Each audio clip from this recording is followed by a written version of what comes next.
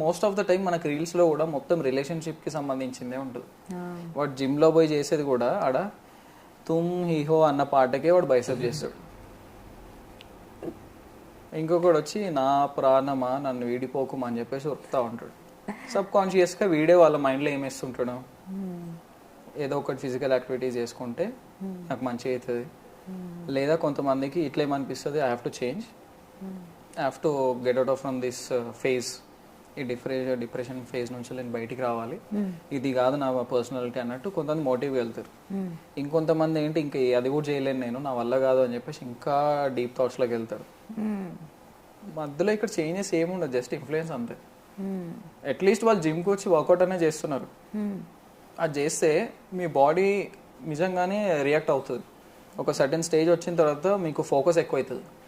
అప్పుడు మీకు లైఫ్లో ఒకటి చేయాలనిపిస్తుంది కదా, అరే నేను ఇంజనీరింగ్ చేసిన, నా